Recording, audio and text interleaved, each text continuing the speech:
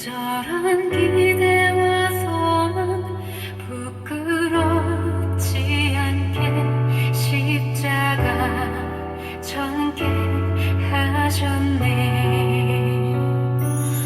어디든지 가리라 주 위에 서라면 나는 전하리 그 십자가.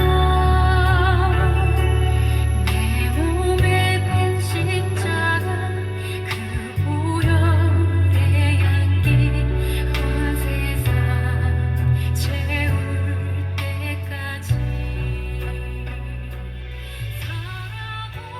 2020년 7월 23일 새벽 묵상 여러분들과 같이 나눌 말씀은 욥기 40장 15절에서 24절 말씀입니다.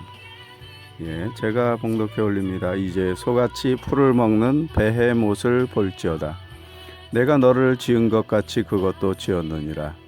그것의 힘은 허리에 있고 그 뚝심은 배의 힘줄에 있고 그것이 꼬리치는 것은 백향목이 흔들리는 것 같고 그 넓적다리 힘줄은 서로 얽혀 있으며 그 뼈는 녹광 같고 그 뼈대는 쇠막대기 같으니 그것은 하나님이 지으신 것 중에 으뜸이라. 그것을 지으신 이가 자기 칼을 가져오기를 바라노라.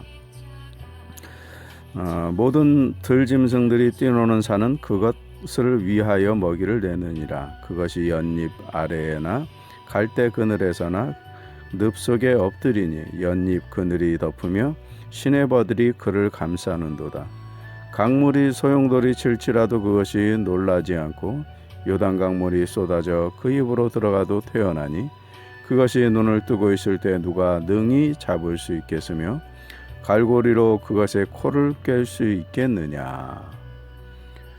오늘 본문 말씀은 욥기의 요한복음을 계속 연속 강론하니까 요한복음만 먼저 입에 나오네요. 욥기 40장입니다. 새벽에 4시 반경에 이렇게 나왔는데 오늘은 제가 조금 늦게 나왔어요. 새벽에 반팔에 반바지 바람으로 이렇게 나왔는데 바람이 되게 시원하게 느껴졌어요. 새벽 바람이 마치 가을을 느끼는 것 같이 그런 저에게 느낌을 그렇게 주었어요. 오늘 욥기 40장은 어제 강론했던 여러분들과 같이 봤던 욥기 26장의 내용과 비슷하게 제 청년기 시절에 제가 욥기를 보면서 감탄을 하고 하나님이 창조자시며 하나님의 창조 섭리가 욥기에 명확하게 그려져 있음을 보고 아주 제가 놀랐던 또한 내용 중에 하나입니다. 당시에 이제 성경 말씀이 하나님께서 세상을 창조한 창조의 흔적들을 보여주신 내용들이 너무 많다라는 것을 이제 깨닫기 시작한 당시 20대 초 막 20살 되었을 때 그때 여러 자료와 책들을 보는데 한국에는 그렇게 만들어진 책들이 거의 없었고 외국에서 자료들이 나온 것을 그나마 일부 사람들이 번역을 한 그런 자료로서는 어떻게 보면 아주 적은 자료밖에 없었어요. 그러나 그 적은 자료 가운데서도 저에게 도움이 될 만한 책들은 바로 공룡에 관한 거였어요. 당시 욥기 40장은 한글개혁 성경에는 40장 15절의 그 말씀을 뭐라고 기록했냐면 소처럼 풀을 먹는 하마를 보라 이렇게 번역이 돼 있었어요. 그런데 제가 봤을 때 그 하마가 수상쩍은 하마였어요. 왜냐하면 제가 알고 있는 하마의 모습은 꼬리가 백향목이 뭐냐면 삼나무입니다. 굉장히 큰 궁정 기둥을 쓰기 위해서 만드는 큰 나무를 의미하는 거예요. 근데 하마는 꼬리가 그렇게 큰 동물이 아닙니다. 하마를 조롱할 목적으로 쓴 본문이 아니라면 하마에 관한 이야기가 아니라는 것을 알 수가 있죠. 그래서 오늘 본문의 말씀을 당시에 읽을 때 좀 이상하다 그랬어요. 근데 이상하다 하고 그냥 넘어갔는데 하마를 묘사하는 것 치고 너무 큰 것이었습니다. 그래서 이 부분에 대해서 나중에 그 당시에 전사님이 가지고 있는 주석 성경을 이렇게 참조해서 보았더니 본문이 베헤못이라 히브리어로 써 있는 것을 볼 수 있는데 그 베헤못이 베헤못에 대한 해석이 육지에 있는 거대 생물을 의미한다라는 그 신화적인 의미의 명칭이다 이렇게 나와 있어요. 그런데 분명히 하나님께서는 욥에게 뭐라고 얘기하시냐면 소처럼 풀을 먹는 하마, 당시에는 하마라고 그랬고 베헤못을 보라라고 분명히 얘기하셔요. 그것은 욥이 그 동물을 알고 있다는 얘기죠. 그런데 그러한 동물이 사실은 뭐 대한민국 땅은 당연히 없지만 그 당시에는 있었다라는 거잖아요. 욥은 보았는데 지금 우리가 성경을 보고 있는 현생 세계에는 그런 동물이 살아 움직이는 동물은 없어요. 그 사이즈를 한번 보십시오. 그 꼬리치는 것이 백형목이 흔들림 같다는 거 어마어마한 꼬리 기둥이 있다라는 얘기죠. 그 뼈는 녹관 같고 뼈대는 쇠막대기 같다 그랬어요. 그리고 그것이 연잎 아래나 갈대 그늘에 늪속에 엎드리는데 강물이 소용돌이 칠지라도 그것이 놀라지 않아요. 여러분 하마도 굉장히 거대한 동물이긴 하지만 하마나 물소 같은 거 강물에 막 휩쓸려 가잖아요. 강물이 소용돌이 치면 다 휩쓸려 가요.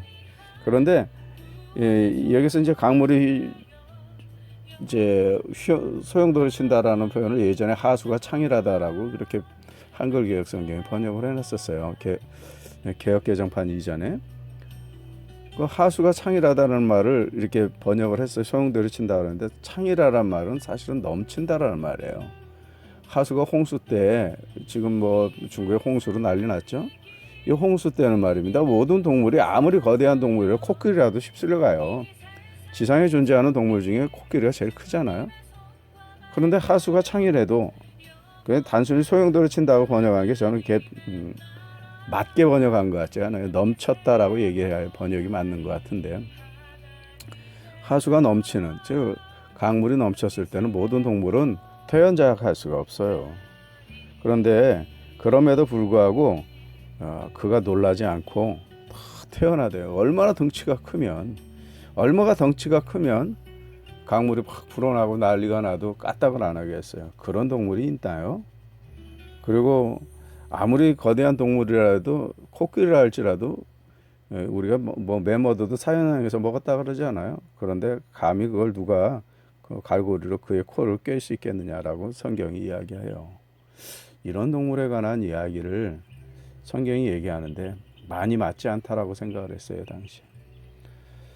그래서 이 베헤못의 정체를 알아보려고 제가 기독교 서점을 돌아다보고 한참을 찾아보니 그 당시에 제 20대 초에 20살 시절에 창조과학을 지향하고 있는 외국 학자들에 대한 책들이 좀 나왔어요. 그래서 그 책을 참조해서 보았더니 거기에 답이 있는 거예요. 놀랍게도 거기에는 아주 딱 대고 얘기해요. 공룡이다. 이거는 육지에 사는 공룡이다.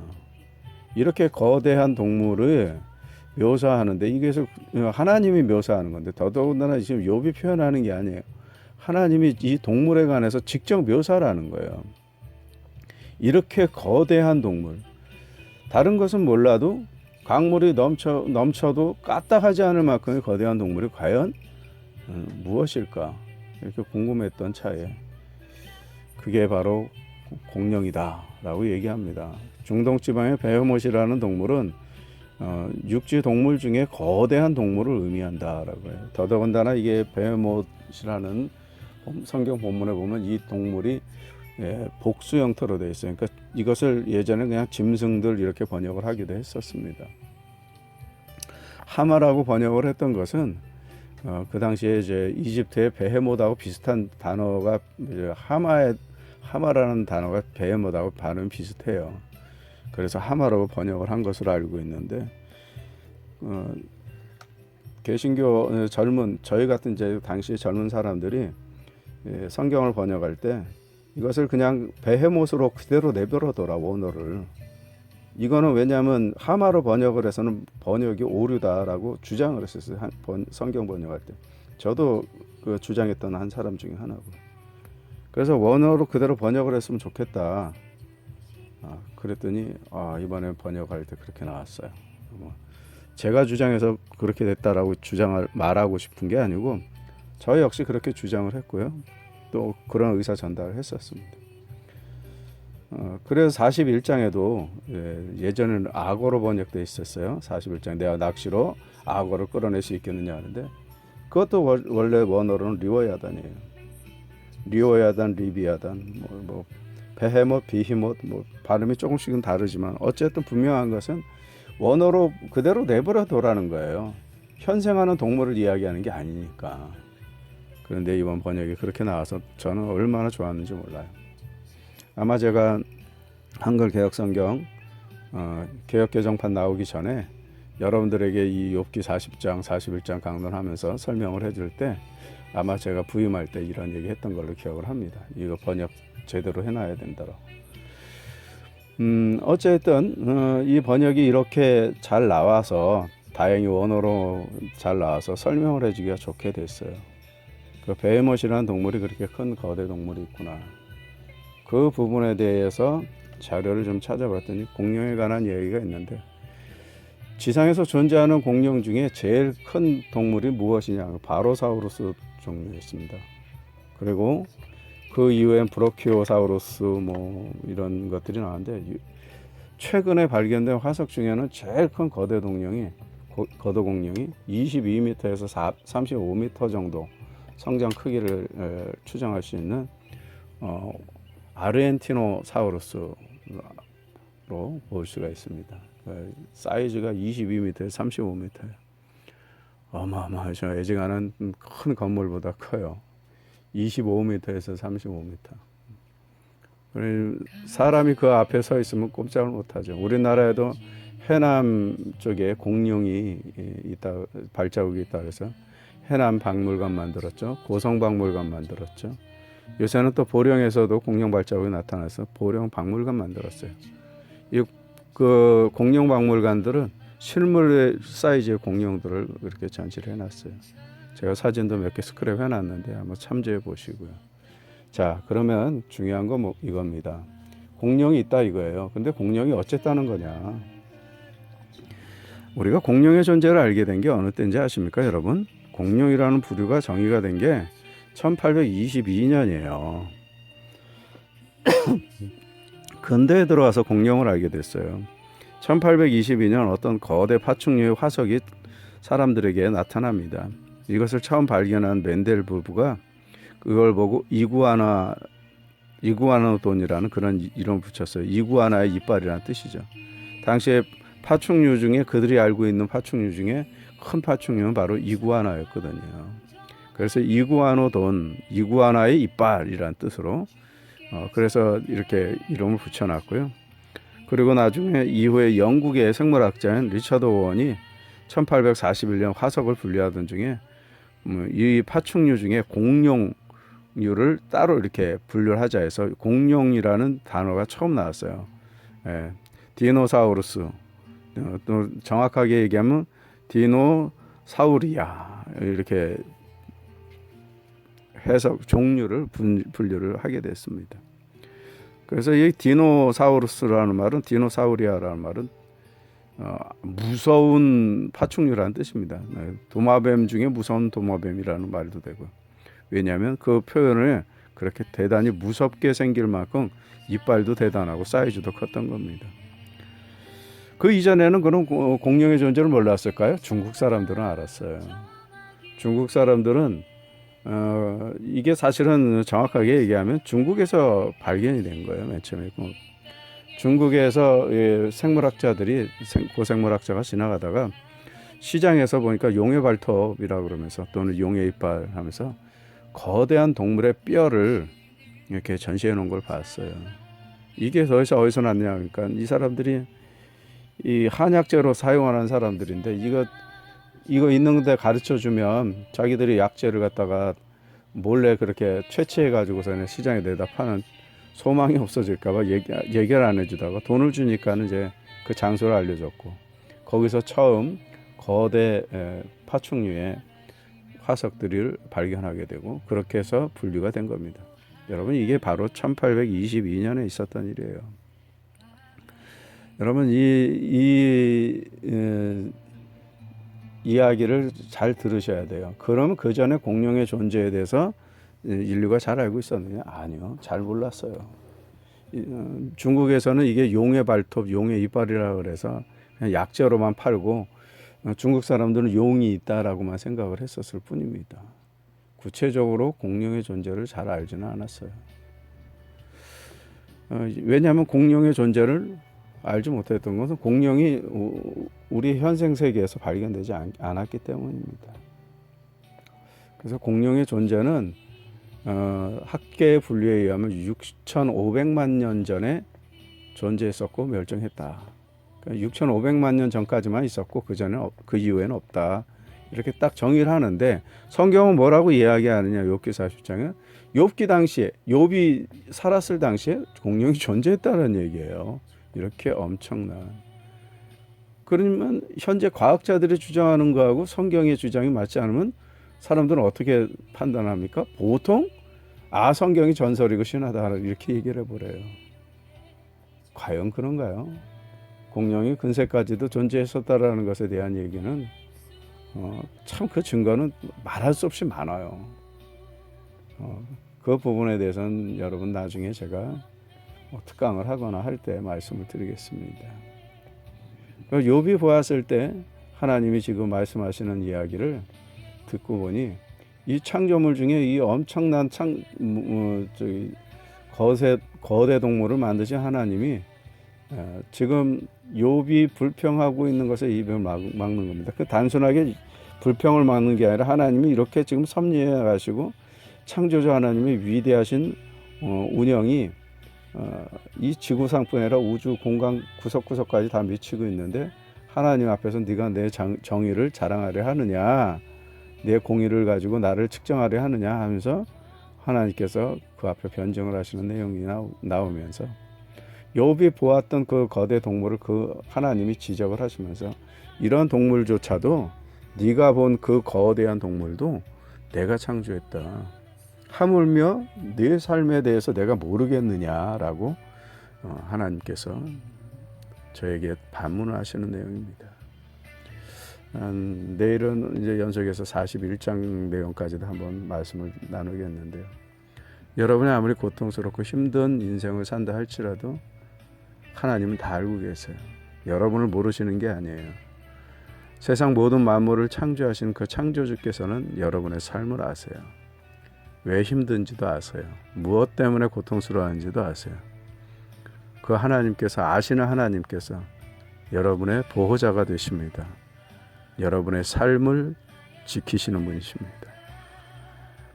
그 거대한 동물조차도 먹을 수 있도록 산에 온갖 풀을 내놓으셨다고 하지 않습니까? 식물을 그를 위해 만들었다 하지 않습니까?